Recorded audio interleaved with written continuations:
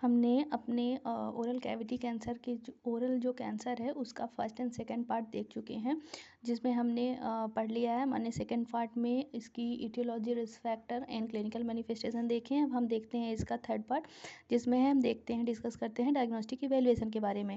तो सबसे पहले हम ओरल कैंसर को कैसे डायग्नोज कर सकते हैं। सबसे पहले हम हिस्ट्री कलेक्शन करेंगे। जो भी हमारा पेशेंट है हम उससे उसकी पूरी हिस्ट्री लेंगे कि आप तंबाकू च्यूइंग करते हैं, आपको दर्द हो रहा है, कहाँ कहाँ दर्द हो रहा है, आपको कैसा फील हो रहा है। ये सारी चीज़ें हम हिस्ट्री कलेक्शन में लेंगे कि आपके घर में किसी को था, किसी को आपके एक्सटेंडेड फैमिली में है, सारी हिस्ट्री कलेक्ट करेंगे हम उनसे। फिर दूसरा है फिजिकल एग्जामिनेशन। हम फिजिकल एग्जामिनेशन करेंगे अपने पेशेंट का, जिसमें हम देखेंगे उन्हें वाइट पैचेस है क्या है, उनके माउथ में कोई धब्बे हैं, कितना एग्रेसिव है, ये सारी चीज़ें हम उसमें देखेंगे। फिर आता है हमारा टोलोइडिन ब्लू टेस्ट। ये क्या होता है, ये एक स्क्रीनिंग टेस्ट होता है, जिसमें क्या होती है, ये एक वाइटल टिश्यू स्टेन होती है जो कि डिटेक्ट करती है जो हमारी pre cancerous and cancerous lesion होते हैं हमारे ओरल कैविटी में, उन चीज़ों को ये डिटेक्ट करती है। इसमें हम एक एसिडिक मेलानोक्रोनिक डाई यूज़ करते हैं, जो कि जो aggressive RNA and DNA cells होती हैं उनको ये क्या करता है कि स्टेन कर देता है, जबकि ये जो हमारी बिनाइन एंड नॉर्मल सेल होती हैं उनको ये स्टेन नहीं करता है। ये एक स्क्रीनिंग टेस्ट होता है। अब हम देखते हैं एक्सरे। हम अपने माउथ का एक्सरे कराते हैं, सीटी स्कैन कराते हैं, एमआरआई कराते हैं।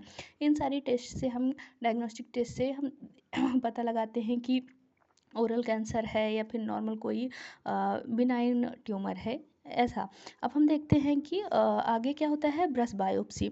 तो the test involve collection of cells from the tumour by brushing them onto slide for examination. हम इसमें क्या करते हैं कि हम एक ब्रश के थ्रू क्या करते हैं, जो हमारा लीजन है वहाँ से हम थोड़ा उसके जो सेल्स होती हैं उसको कलेक्ट करते हैं स्लाइड में, और फिर हम उसको एग्जामिन करते हैं। दूसरा आता है टिश्यू बायोप्सी।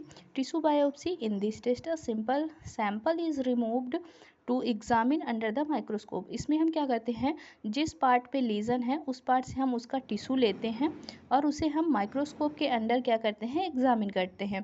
फिर आता है पोजिट्रॉन इमेजन टोमोग्राफी, मतलब पीईटी टेस्ट आता है। It is prefer to identify whether cancer has transfer to lymph node और अदर ऑर्गन ऑफ बॉडी। मतलब हम पीटी से देखते हैं कि ये क्या है, हम ऐसे आइडेंटिफाई करते हैं कि कैंसर क्या होता है, कि हमारे लिम्फ में ट्रांसफ़र हुआ है या नोड में, लिम्फ नोड में ट्रांसफ़र हुआ है या अदर बॉडी पार्ट में ट्रांसफ़र हो रहा है कि नहीं हो रहा है। अगला हम देखते हैं इंडोस्कोपी। हम इंडोस्कोपी में क्या करते हैं, इंडोस्कोप को हम माउथ के थ्रू डालते हैं और हम देखते हैं कि हमारा लीजन कहाँ कहाँ है। It perform to view nasal passage, sinuses, pharynx, larynx and trachea.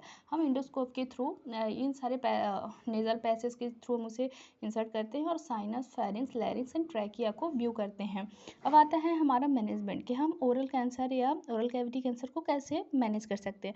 तो सब इसकी है सर्जिकल थेरेपी, और फिर आता है हमारा जो नर्सिंग मैनेजमेंट आता है। तो सर्जिकल थेरेपी में there are the many surgical procedure which are the perform under according to size and location of cancer. हम क्या करते हैं, साइज एंड लोकेशन के अकॉर्डिंग हम इसका सर्जिकल ट्रीटमेंट करते हैं। तो सबसे पहले आता है ग्लोसेक्टोमी। ग्लोसेक्टोमी में क्या मतलब होता है, इट रिमूव पार्शियल और टोटल रिमूवल ऑफ टंग। अगर जो हमारा कैंसर है वो टंग में है तो हम अपनी टंग का जो पार्शियल या टोटल रिमूवल हम टंग का करते हैं।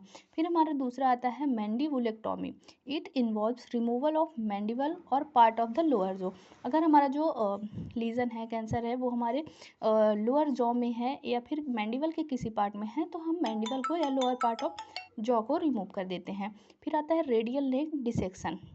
जो हमारी रेडियल नेक को हम क्या करते हैं, डिसेक्ट कर देते हैं, अलग कर देते हैं। कंबाइंड सर्जरी से ज़्यादा ग्लोसेक्टोमी एंड द लेरेंजेक्टोमी। हमें इसमें कंबाइंड सर्जरी भी करनी पड़ सकती है, ग्लोसेक्टोमी और लेरेंजेक्टोमी, मतलब जो अपनी जो टंग थी उसकी पार्शियल या कंप्लीट रिमूवल कर सकते हैं, और लेरेंजेक्टोमी हमारी लैरिंग्स को भी हम निकाल सकते हैं।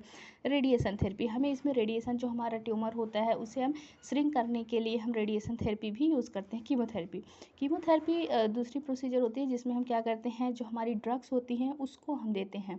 It include cisplatin, bleomycin, methotrexate, 5-फ्लोरोसिल, जिसे को हम 5A एन प्लेक्सी पैक्लीटेक्सेल, ये सारे हम क्या उन्हें कीमोथेरेपी अपने पेशेंट को देते हैं, जिससे हम उसे ट्यूमर को कंट्रोल कर सकें। अब आता है हमारा nursing management and nursing intervention.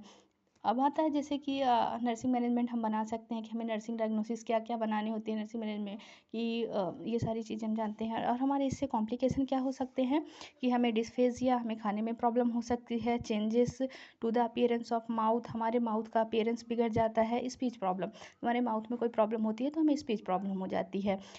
हमने आज पढ़ा है ओरल कैंसर, उसके बारे में हमने तीन पार्ट में हमने पूरा ओरल कैंसर कंप्लीट किया है। अब हम दूसरा कैंसर लेके आएंगे। हमारे साथ जुड़े रहने के लिए थैंक यू, और आगे देखने के लिए हमें सब्सक्राइब करें। Thank you so much.